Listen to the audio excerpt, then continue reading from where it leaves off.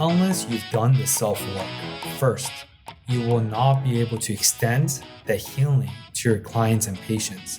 It's just not possible because we don't know what we don't know. So how can we help people if we've never gone there ourselves? So 100% my own major depressions has allowed me to be more empathetic and understanding of others' experience, even though not one of us walk this path of life the same. At the same time, not one of us walk this path of life alone. Welcome to Grit, Grace, and Inspiration. I'm your host, Kevin Lowe, and I'm excited to welcome you inside. This is the kind of place where your glass will never be anything other than half full because we choose to focus on the positive side of life. Now, this doesn't mean that we shy away from the real talk. No, not a chance. Matter of fact, we explore all aspects of life, from the good, the bad, and the ugly. But all of that is done with one purpose: to inspire you to never give up on life, even when it may seem like life has given up on you. Now, I get it. Life is hard. But starting today, you've got grit, grace, and inspiration. What's going on and how are we today? My name is Kevin Lowe, your host, and this is episode 153. Today, we are getting real on mental health because, well, we are in the studio with psychotherapist and Discover More podcast host, Benoit Kim. Benoit is a man with a story to share and deep insights on life. He's been through a lot in his life, and we're going to unpack as much of that as we possibly can. We're going to be talking about everything from his childhood, growing up all over the world, because Benoit would not come to live in America till he was a teenager. We're going to talk about why he would choose to join the United States Army. We're going to talk about the impact that had on his life, on his mental health. We're also going to get to explore why he came to start his own podcast called Discover More. And what does that even mean? Now, we do discuss some pretty serious topics inside of today's episode because Benoit, he's had some experiences in life that have been pretty traumatic. He's going to specifically speak to 3 near-death experiences that have left him with profound insights on life. Now, I do want to warn you that towards the end of our conversation, we do get into a pretty serious subject matter. And if you find it to be a trigger, talking about sexual trauma, I just want you to be made aware that we do talk about that, because it is a big part of Benoit's story. My hope is that today's conversation with Benoit will leave you thinking about life in a little bit deeper sense, thinking about your own mental health, giving yourself the opportunity to do a little mental check. How am I? How am I feeling today? And acknowledging that feeling and then moving forward from there.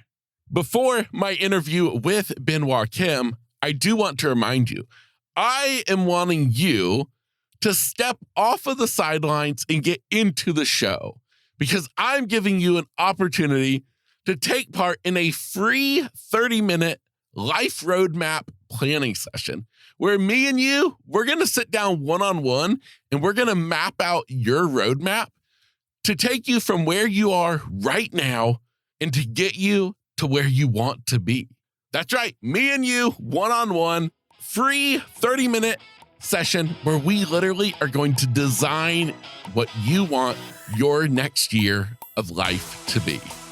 Now, what's cool is that afterwards, it will then be aired as an episode on this very podcast. Now, I understand the topics that we discuss may be sensitive. And so you do have the choice to remain anonymous, or at most, only your first name will be used. Head on over to workwithkevin.coach. That is workwithkevin.coach, or make your life easy and check out the episode's show notes where you can find a link to sign up today. With that said, it is my pleasure to introduce you to Benoit Kim as we catch up on his story, unpacking his life and what has brought him to where he is today. Benoit, welcome to the podcast.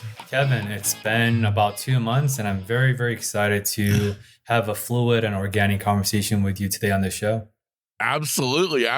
Well, listen, my goal with today's interview with you is to kind of just unpack your story, to give my listeners this idea, this evolution, we could say, of your life and where you've come from, what's got you to where you are today. And so I would love to start off with kind of a big level question and hoping that you can kind of unpack it for us. And when you look back on your life, are there any things that stick out in your mind as monumental events that really have shaped your life, that have brought you to where you are today? Oh, that is a vast question. And here's my big answer to that. Absolutely, Kevin. As you know, both of us ascribe to this idea that pain teachers, right? Often the most gratifying and profound lessons in life comes with pain and suffering. And mine is no exception. So I've had 3 near-death experiences in the last 7 years. And I think those will be encompassing about why I am here today, how I became a mental health advocate, and how I became so passionate about psychedelic therapy, which I subscribe to, and I'll be practicing in that down the road. But let's start with the first near-death experience. So I used to be part of Greek life, and I used to drink and partook in drinking quite heavily so, because as you know, America celebrates and glorifies drinking and normalizes that behavior like no other.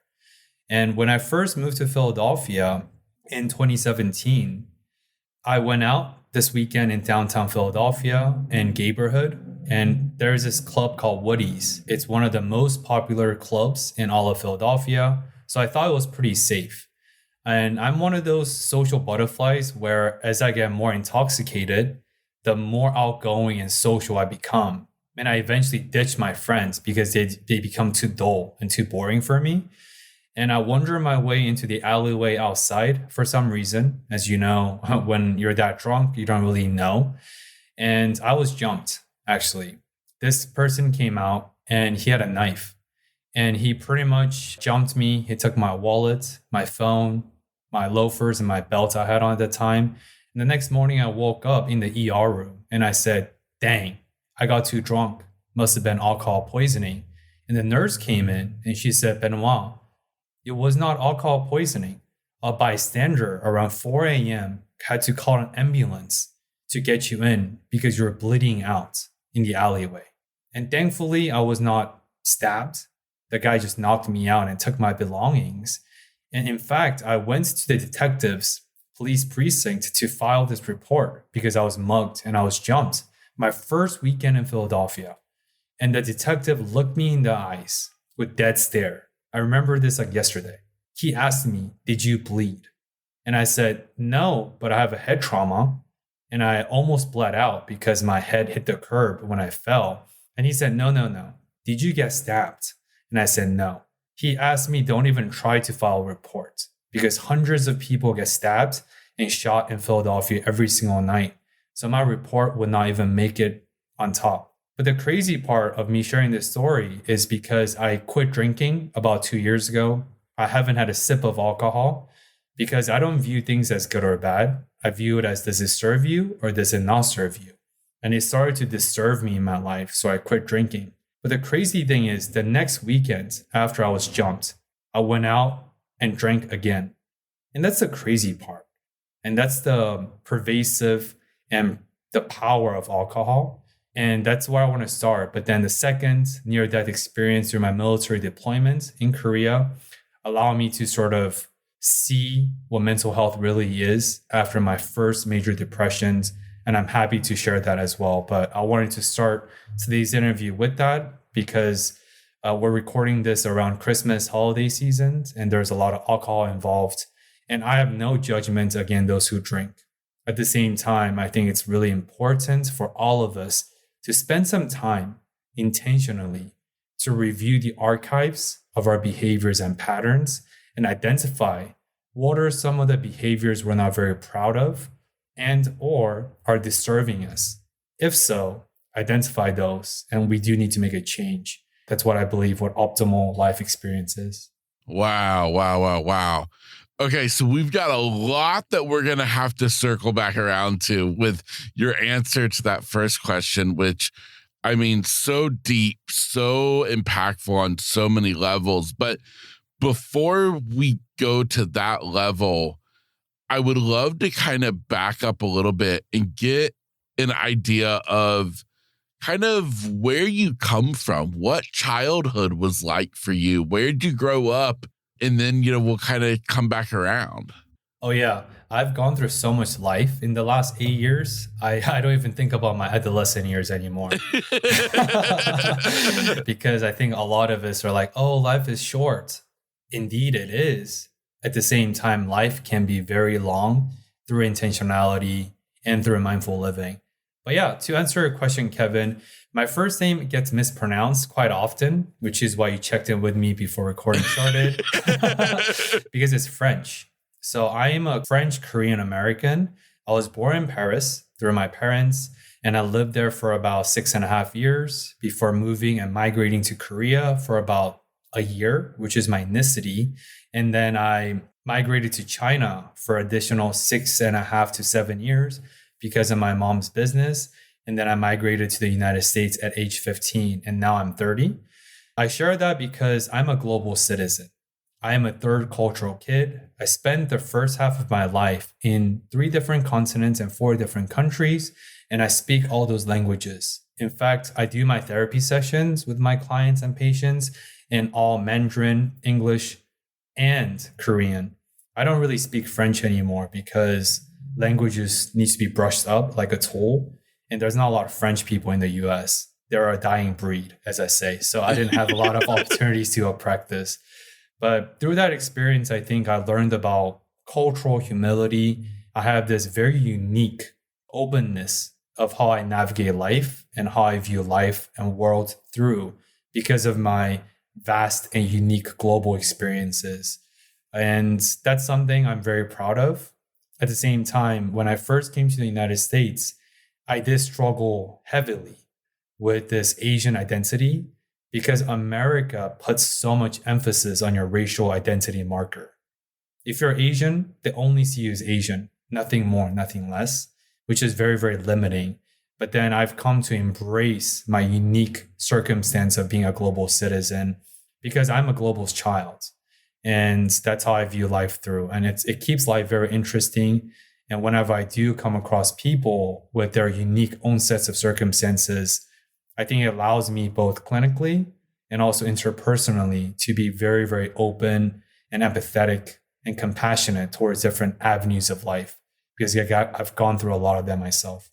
Yeah. Wow. So, I mean, you made mention about the past 8 years being so monumental, but man, I'm so glad I asked this question though, because I mean, talk about shaping you into a person who can be so understanding of different cultures, to be so just thoughtful and curious about people's lives and about the way people do stuff because of your childhood, living in so many, different places. I mean, that's just really unique, amazing opportunity. And I mean, I'm sure it was difficult at times, but I mean, in the big picture, wow. Yeah, you're absolutely right. It is a very instrumental and formative years. I actually just talked about this on my show, Discover More, with a psychiatrist about how childhood really impacts adulthood, even with these experiences we don't quite recall. They truly form our brains and our health, everything in between. But you're right. A lot of that is been difficult and painful. But at the same time, when we look back in life in retrospect, a lot of those memories get either glamorified or kind of fade out. But I do remember this visceral experience where I've encountered racism for the first time when I was about 5 or 6 years old. I remember this just like yesterday, where my mom and I, since she was a single parent, we were in a subway in Paris, France. A lot of people think America is racist. Go to France and it will put brand new perspective on racism is. And this white French man spit in my mom's face for no reason with a toddler like me next to her because of the skin of her color, because she was an Asian minority woman in Paris, where it's dominated by white French people. So I do remember all of these racist encounters growing up. But then as I grew older, I understood the difference between willful ignorance and just ignorance due to the lack of exposure. And I do feel like most people are not malicious, and most people who exhibit racist or ignorant tendencies or fill in the blank, a lot of that is because of their own lack of exposure with certain avenues of life. Like if you grew up in a small town in Midwest somewhere in the United States, and you've never seen an Asian person or any minorities, instead you only view certain race or ethnicity through stereotypes or some of these narratives on mainstream media, you're going to internalize those as truth and navigate your life consequently or subsequently. To those people, I don't think it's primarily their fault. At the same time, it is 2022, almost 2023. So we do have to recognize our responsibility, especially in this very globalized and multicultural country we live in. Yeah, I mean, no doubt. And I mean, I can relate in one sense to what you talk about there in terms of being somebody who is disabled. As you know, I am blind, and the way in which people react to me is quite just. Sometimes it kind of can blow your mind because, as you mentioned, here we are on the cusp of 2023 when we're recording this interview together. And yet sometimes, you know, I walk in and I feel like I've stepped back in time because of the way people react to me being blind. And I'm thinking, oh my goodness, haven't we seen enough TV shows or been around the world enough to realize like we don't have to act weird, you know? But you know what I mean? But it's like, but then, you know, you encounter somebody who's amazing and it renews your, you know, hope for mankind, you know? So I'm saying this in part to keep myself hopeful.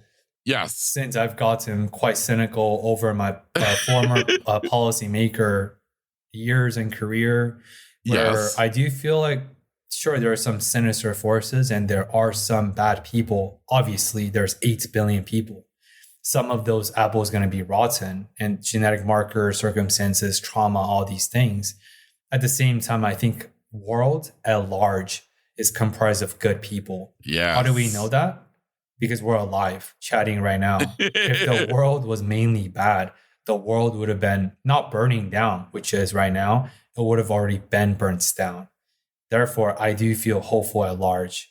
But yeah, you're right. I think open-mindedness and a lot of these negative encounters we experience either as a people of color like myself or someone with living with a disability like yourself, Kevin, I do feel like we have to recognize how nuanced and how big this world is beyond our imaginations or beyond our perceptions of what world is or how this world operates.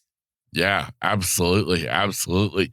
So going back a bit to kind of your life story that we were starting to unpack, and you talked about moving into America, I believe you said when you were 15. I'm kind of curious what happened from that point as far as, you know, because you mentioned earlier about going into the Army, but you know, I'm kind of curious, you know, your career ideas. Was college something you were going to do? The Army? Kind of unpack, like, as we go into that next kind of chapter of life. Yeah, I think so. I was raised by a tiger mom. For those who are not familiar with the terminology, it describes typically women and moms who have this authoritative personality. They're very headstrong, extremely alpha, very capable, competent, and so on. So my mom was one of those. So I was raised by like many fellow Asian Americans and people of color where mental health is not real. Everything's Okay. about achievement. Perseverance will always prevail. Your grit will always prevail is what I was raised under to believe. And I realized that perseverance always prevail until it doesn't. I share that because I've always had my 3 to 5 to 7 year meticulous plan. That's just how I was raised. I was raised to attend the best university, which I did, which is University of Pennsylvania for policy, before I had to take a leave of absence due to my military deployment that I alluded to earlier. But I thought I wanted to be a diplomat, like an ambassador, because I speak 3.5 languages. I'm multicultural. I'm very articulate. I have a certain personality about myself. And then when I attended graduate school at UPenn that I just mentioned, I was ruptured, or my perceived life plan was interrupted by life. Because as you know, Kevin, life is larger than we are, period. And that sort of prompted me to take my own personal pivot and my career pivot into the current mental health space as a psychotherapist. But yeah, I thought I wanted to be in the policy making, which I did for a while before I was jaded. I thought I wanted to become this ambassador. And it's funny because the biggest reason why I wanted to be a diplomat, because in all those shows that we watch, they talk about the diplomatic immunity. Like I think the stats in New York City is they have millions of unpaid fines every single year by the ambassadors of foreign nationals because they cannot be subjugated by the American laws because they represent foreign sovereignty. So you literally cannot arrest them or fine them, and they're above the law in a sense. Of course, unless it's like murder or serious serial crime that they will be committed to. But for that reason, I was like, man, how cool would it be if I become a diplomat? Police have no power over me. I can skip all the lines in the airport. They roll out this red carpet for all my grand entrances. And of course, I was a very naive little young boy. But those are the reasons, and those are some of the ideas that I had about how my life could be. But of course, in reality, God had other plans. Yeah. Well, I absolutely love that. The mindset of a child or even a college student is just, oh man, I don't know. Sometimes I kind of wish we kept that kind of mindset, you know? the innocence mindset. Exactly. So then where did the Army come into play? So I wish my answer is, I am a patriot. I wanted to serve and give back to the country. It's not really that, even though I have been a morning gym goer for the last 8-9 years. I work out in the morning at 5 a.m. So I knew that the military lifestyle and my own self-disciplined way of life would be very compatible and aligned. But my biggest reason was for a naturalized American citizenship. The program has been disbanded after Mr. Trump, but this was a very unique and rare linguistic program called Mavini. Basically, American government and military, they require certain languages that's in high demand that could be strategically conducive for the warfare or foreign relations. And since I'm multilingual, I tested into the SET program through Mandarin and Korean, and I was able to get my naturalized American citizenship in a very expedited way in about 4 months, which is unprecedented. There is no other programs like that. Because as you know, American immigration process is a long, cumbersome due process, since a lot of people want to achieve or strive for the American dream in the United States, even though I think at large, the American dream has been dying because of economy, political influence, and all these things. But yeah, that's why I joined the Army, and I served out my 6-year commitment 2 years ago, where I folded my military chapter.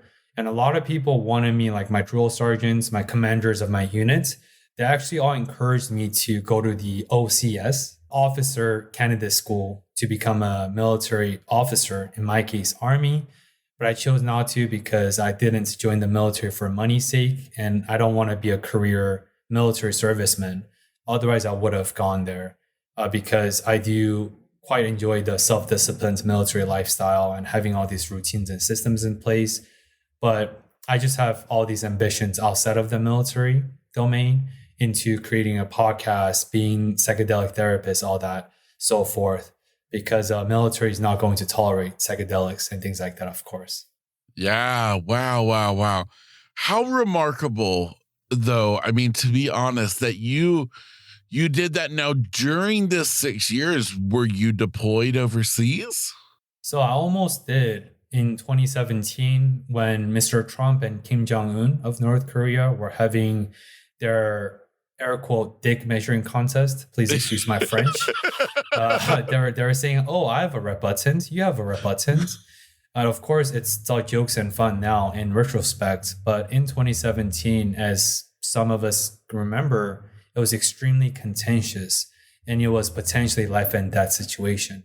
So my reserve unit was one of the 12 units to get summoned to support the station's military troops in North and South Korean border, because that's a very strategically important stronghold that we have with South Korea in light of North Korea and the Chinese government military forces and all that. So I had to take a leave of absence from my studies at University of Pennsylvania. I had to put my life on hold after experiencing the major depression, because that was the first time I had to confront and contemplate about my mortality, the chance of me actually dying at such a young age, which is a very unique and gratifying experience in hindsight. Because after that, I live my life hyper intentionally. I don't live life passively, because I view the life that I have now as an added on bonus, because I really could have died. So it was a near deployment, because we were mobilized to Kentucky because of the similar weather and humidity with Korea as like a parallel training process. But the day before we were mobilized or deployed to North and South Korean border, the General Lucky, he's a 3-star or 4-star general in the US Army Reserve, and he's like the top guy. He flew in and told us that, hey, thankfully, the deployment would have cost us way too much money, and the tension between North Korea and the US military has de-escalated in the past week or so. So there is no longer a need for us to go to Korea and North-South Korea border for the next 9 months. And then I actually found myself in a Coachella music festival the week from that to celebrate this abrupt transition from potential death to celebrations of life. Okay. Well, I mean, yeah, thank goodness. Now, one thing that I'm curious about when we talk about you experiencing this depression, anxiety, all of that, how was that while in a situation as being a soldier, being in the Army, where I don't view that as a situation that's probably very open to talks of depression and stuff. What was that experience like? Yeah, like I alluded to earlier, it was this utter darkness. And until this moment or this catalyst where I experienced mental health for the first time, I didn't believe in mental health. I thought you can just put your head down and grind, work hard.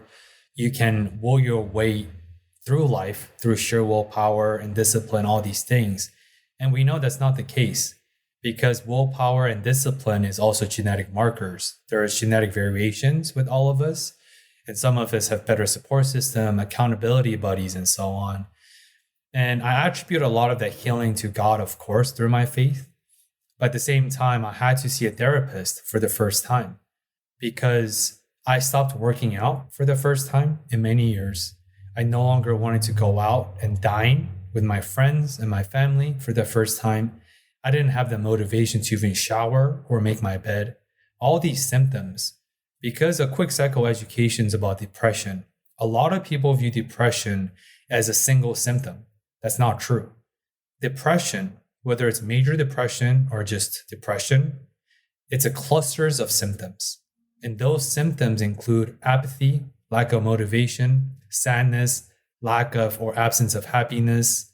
All these things create this depression. So yeah, I just felt like I was stuck in this bottomless pit, like the one from Dark Knight Rises, where Batman luckily got out towards the very end because of his thick plot armor. I didn't have the plot armor that he did, and I'm not Batman. So I was stuck in this like utter consuming darkness where I didn't feel any light. I didn't feel any hope. I really thought how I feel at that moment is going to last forever. But of course, we do know that feelings don't always last. And you can go from sadness or despair to hope in relatively short time, depending on the toolkits and support avenue that you have. But yeah, it's just such a dark space. At the same time, I feel so much gratitude towards that experience because without that, my own chapters of darkness, because life ebbs and flows and life is a seasonality, I would not have been a therapist now. And I wouldn't have started a podcast to advocate for mental health and to even sharing about my own personal experience and my own healing journey through pain teachers, through the discomfort, through the despair, to now I'm in a place where I'm filled with love, filled with great lights. And I just been in such a better space through that pain teachers. But yeah, it was a very, very dark experience. Yeah. Wow. Now, you kind of alluded to it at the end there. Do you believe that having gone through what you did makes you a better therapist today? Absolutely. We often in the clinical field talk about therapists or clinicians can only take clients as far as we've gone ourselves. What I mean by that is unless we've done the work, whether that's shadow work, the Carl Jung's shadow self idea, whether that's trauma therapy, whether that's just mental health or talk therapy, journaling, meditations, whatever the avenues are, unless you've done the self work first, you will not be able to extend the healing to your clients and patients. It's just not possible because we don't know what we don't know. So how can we help people if we've never gone there ourselves? So 100% my own major depressions has allowed me to be more empathetic and understanding of others' experience, even though not one of us walked this path of life the same. At the same time, not one of us walked this path of life alone. In that sense, I attribute a lot of my ability to relate and my relatability with a lot of my folks through my own experiences and beyond. Yeah. Oh, wow. I absolutely love that so much. So now I'm curious, at what point does the idea come in to mind about adding to being a therapist to also become a podcast host? Yeah, it's one of those. I wish my answer is, oh yeah, I thought about all of these to foresight 3 years ago when I started the podcast. I knew my podcaster hat and my therapist hat would coincide perfectly. That's not the case because I just became a therapist 2 years ago through my career pivot at age 28. At the same time, the reason and the intention behind me starting my Discover More podcast is simply leaning into curiosity over fear. I knew that all of us feel lonely at times, but like I said, not one of us walked this path of life alone. And I really uphold this belief about the collective experience of human beings, the collective entity of the humanity. So I wanted to dissect and synthesize and distill some of the respective experiences, people that I respect, that I look up to. And by dissecting those experiences to really show myself first, because I created the show for me. And then now it has grown to a point where I have thousands of listeners. But all of that was because of my belief and my upholding of the power of curiosity and the healing power of the curiosity. And that translates directly to my therapy work, where I'm a lot more curious because of that. I burn out less because I have additional avenue to talk about these things in addition to just being a therapist all day, which I absolutely love. But it's important to sort of create this harmonic balance that keeps you grounded and anchored in life. And that to me is podcasting as my anchor. I become a better interviewer because of my therapy work. And similarly, on the podcast, I'm a lot emotionally in tuned to what's happening, even in a virtual conversations, because of my experience and my identity as a therapist. So very serendipitously, through serendipity, my hat of a podcaster and my hat of a psychotherapist they do complement each other exceptionally well, which is honestly a accidental happiness, or it was an accident. But I'm not going to complain. I'm just going to count my blessings. I love it. I love it so much. And you answered so many other questions I had in that one answer, because I wanted to know about, do you feel like the two kind of cross each other on different avenues and lanes, from therapist to podcast? And you basically answered that with yes, it does. Absolutely. Yeah. So now your podcast is called the Discover More Podcast. What I want to know is through this journey of having your podcast, what have you discovered more about yourself? The grit, the grace, and the inspiration. Wow. I'll give you the $10 after we finish.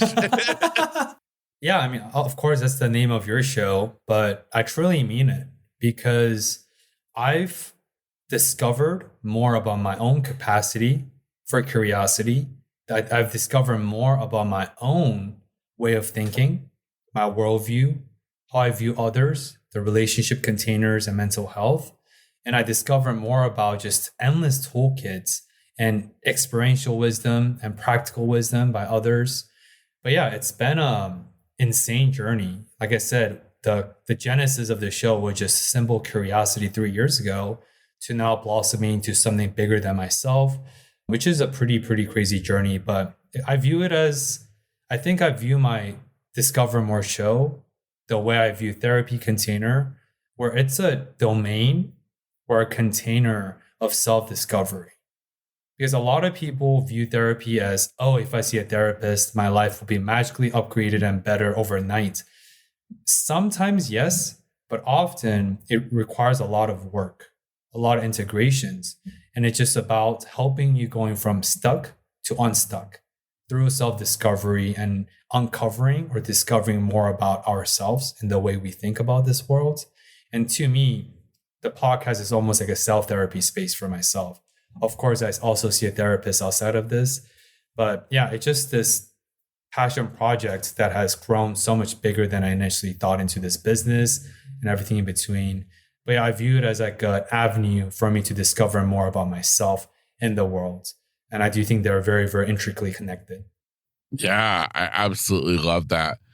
Out of curiosity on my end, when I look at you and I look at what you've shared today from your childhood, growing up in this kind of crazy childhood that you had and living in different parts of the world, to then going on to going to college, to being in the Army, to what you're doing today, is there any one challenge that you've faced, that you've overcome, that stands out above any other? Wow, that's a big question. I think I want to tie that into my recent engagement with my fiance. And just a quick trigger warning, this is going to involve sexual trauma. So please be aware. The biggest journey and challenge and pain that I've moved through, since we talked about this before, I don't like the word overcoming, because whether it's depressions or anxiety, it's part of our experiences and they're a part of us, whether we like it or not. So there's nothing to overcome because they are us. So I like to use the word move through. I was able to move through the biggest trauma that I had.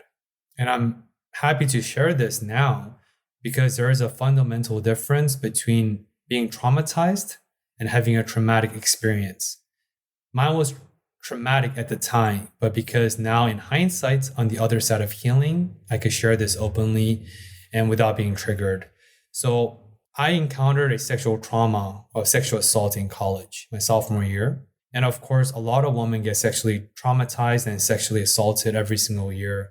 But the latest statistics that I saw was about 1 in 6 men experience sexual trauma. And not a lot of men talk about this. So I think this is a very important conversation to be had. So, like I said, I've always been a Christian, and I'm very spiritual by trait and religious by practice. So I'm both. So I didn't necessarily want to save my virginity for my wife per se, since who knows if that happens during the college days, especially I was part of the Greek life. So I chose not to partake in sexual intercourse and things like that because of my faith. And then this person took advantage of me at her birthday party. And the next day I woke up with a sexual trauma, which was devastating for me. And that actually catalyzed the whole sequence of events where I started to objectify women. I was not the best person out there because I was feeling vindictive. I was angry. I was feeling vengeful and spiteful because she took the most important thing from me. So I wanted to revenge upon the world. And that very unhealthy and traumatic lens and experience lasted until my mid-20s. So about 4 or 5 years after I graduated from college. And I tried to see a therapist. I tried to journal, read a lot about self-help books, and a lot of these self-help healing avenues. None of those worked because it was such a traumatic an experience and it was first of its kind. So I had no reference point. I had no data points. I had no written manuals to how to navigate this trauma since it was my first time experiencing it. And mental health was not as open as it now. This was about 2017, 2018. So 4 or 5 years ago now, until I came across psychedelic therapy. And it was a psilocybin assisted therapy, or a lot of people colloquially call it as magic mushrooms and things. And I want to preface this where this is not just a personal hobby. The evidence and the data between psychedelic assisted therapy is extremely robust. And you can find a plethora of these on peer-reviewed scientific journals out there. And I'm both a practitioner and I'm also a beneficiary of this medicine, where within 8 hours, Kevin, I've had this thought for the first time in those 4 or 5 years of struggling and battling with this sexual trauma, where I thought to myself after the guided session the next day that, I wonder how she's doing. Maybe I should reach out and tell her that I forgive you, not because of you, but I forgive you by giving myself the permission to move on with my life. I never reached out to her because I forgot her last name and it was too cumbersome, so I just let it go. But think about this. 8 hours prior, I was still angry. I was not able to forgive this person. I was not able to forgive myself to move on from my sexual trauma. And I was anchored and limited by my own circumstances. To a point, I became a victim.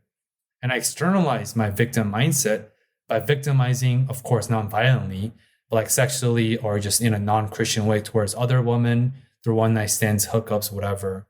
And then after this guided psychedelic session, I came to peace and I was able to revisit my sexual trauma in a non-triggering and a more self-compassionate way. Because I knew at that moment, this was not my fault, but it is my responsibility to own up to my health and my life, because it is my life, no one else's. And through God's grace and other support system I had, I was able to fully move through my sexual trauma that plagued me until my mid-20s, to that ultimately allowed me to find a long-term partner and now being happily engaged to my fiance. So that is the most deeply meaningful experience, the toughest experience I've gone through in recent years, but it is the most gratifying because without that, I would not be able to advocate for men's mental health and men's sexual health, and also be in this very happy and long-term engagement with my current fiance. Wow. Thank you so much for feeling so open to be able to share that today. I mean, I know that is a deeply personal experience, especially just because of the pain of it all.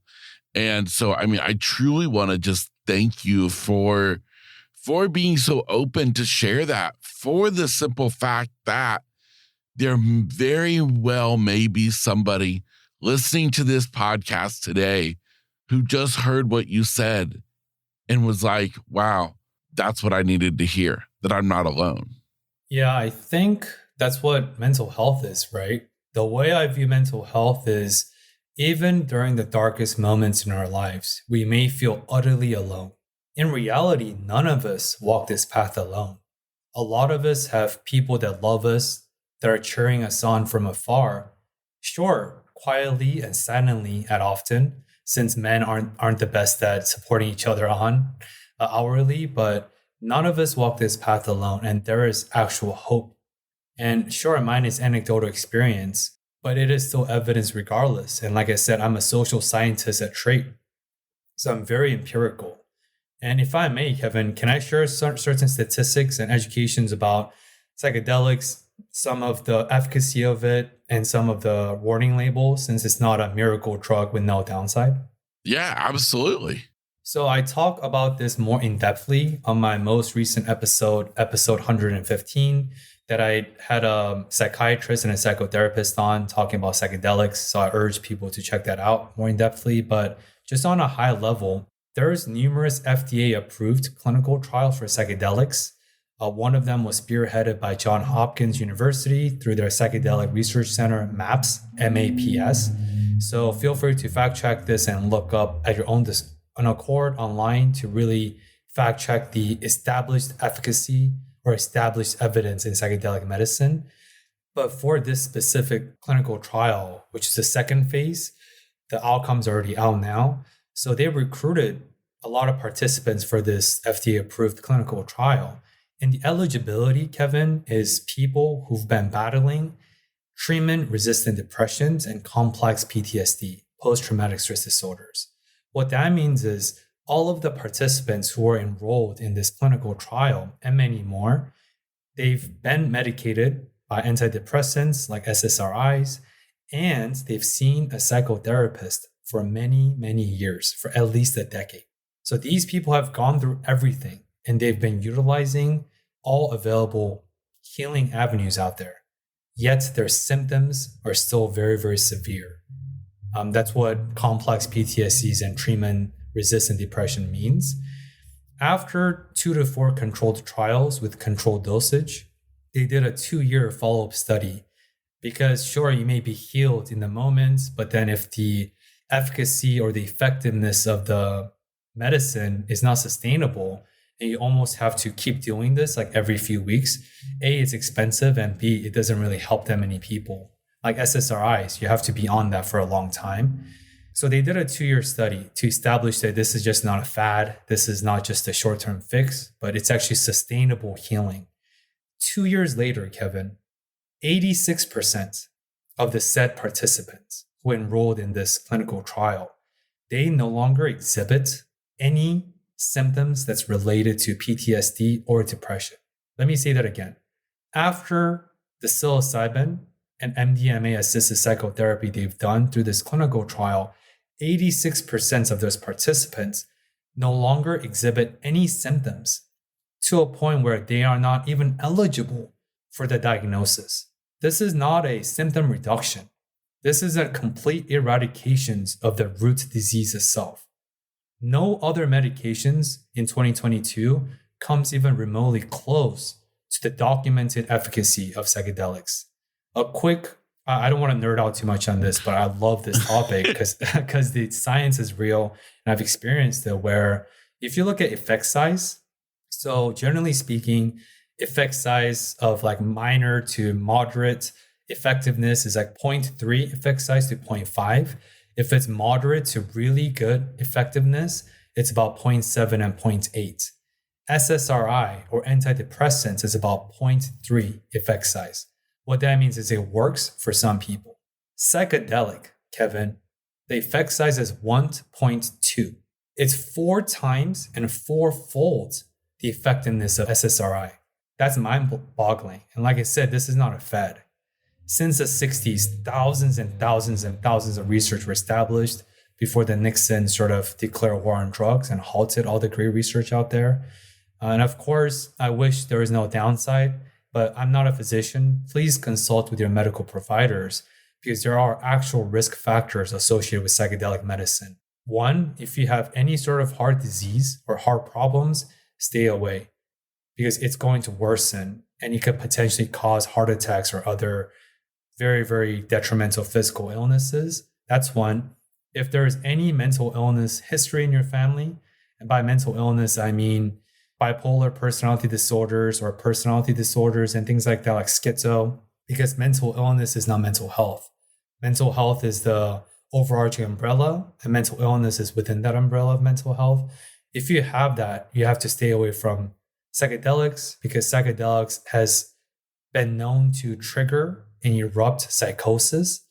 And if you have mental illness in your family, through our most cutting edge research, it shows that mental illness is about 20 to 30% genetics.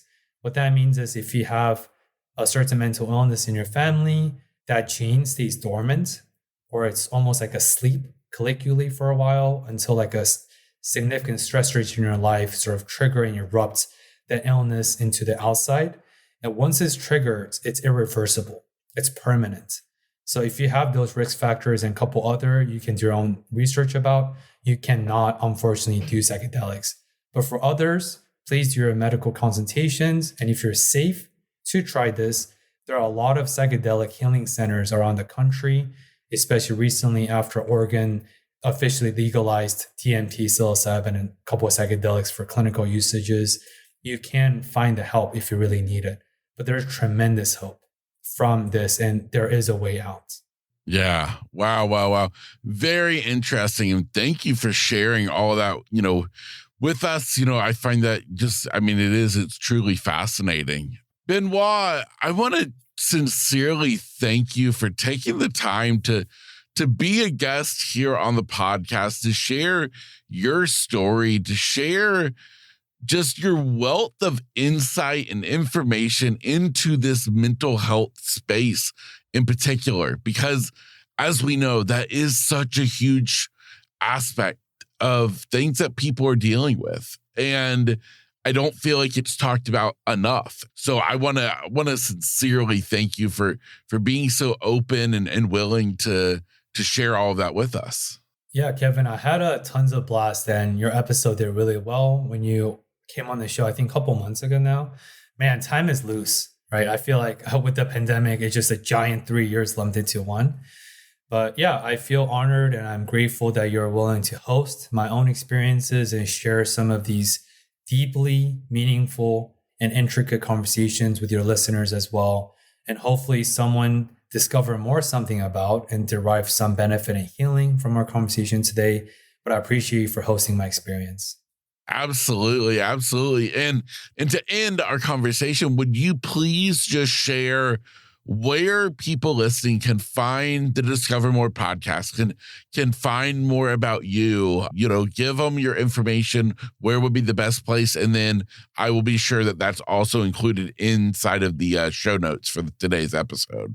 Absolutely. I don't have any books to promote, not yet at least. So okay. If you found any insights or any benefits, or if you discover more something about from today's conversations, and you're fascinated or interested by my way of thinking, some of my unique and often esoteric worldview, please check out some of my other conversations that I have with world-class leaders and thinkers on the show at Discover More podcast. And Discover More is a play on words. It's where Discover More practical mental health insights from authentic life stories. And if you're more of a viewers or visual learners, I also have a YouTube channel for the podcast. And you can find that on YouTube for Discover More podcast. And if you want to shoot me a message and bring this conversation offline, or you want to dig in my brain a little bit further to discover more something about, feel free to shoot me a message on Instagram at Discover More podcast. I am not on TikTok. You have to draw the line somewhere as a content creator. But I'm really, really deeply passionate and purposeful about mental health. And my mission statement is simply to show the world, especially for men, that mental health equals health, period. Fantastic. Benoit, an absolute pleasure to have you on the show today. Once again, thank you so much for being here. Thank you. And please continue to spread your grit, grace, and inspirations with the world, Kevin. Absolutely. And I'll get you that $10 as soon as we stop. Okay. Awesome. And for you listening, oh my goodness, I hope you've enjoyed today's episode, today's conversation with an amazing guy. Benoit is so just electric with energy and just so full of insight and knowledge. And it just kind of leaves you wanting a little bit more. So please be sure, check out today's show notes where you can find all of the links that Benoit mentioned. Definitely go check out his podcast because, we all need another podcast to listen to. Until next time, this is Grit, Grace, and Inspiration. I am your host, Kevin Lowe. Get out there and enjoy the day. Hey, real quick before you go, I have one last thought to leave you with. I, of course, hope that you've enjoyed today's episode, but more importantly, I want to remind you that I never want you to listen to an episode of this podcast to hear something that I have to say or that my guest has to share and think, wow, I wish I could be like them. I wish I could overcome my own challenges and do the great things that they are doing, but I just can't. Well, friend, that's where you are wrong. You are capable. You are able. And you darn sure are deserving of having all that you can imagine in this life. There's nothing special about me or any guest I have on this podcast. We are all just normal people trying to make it in this life. And so I encourage you to take a look at yourself in the mirror and remind yourself that, you know what? I can do it too. Now, of course, if you would like help along that way, reach out to me, whether that's as a listener of this podcast, a friend, or if you'd like to work with me as a coach. My contact information is inside of every episode's show notes, just like this one. So go down, check out my contact information, and reach out to me today. With that said, I encourage you to take on the day every day with grit, grace, and inspiration.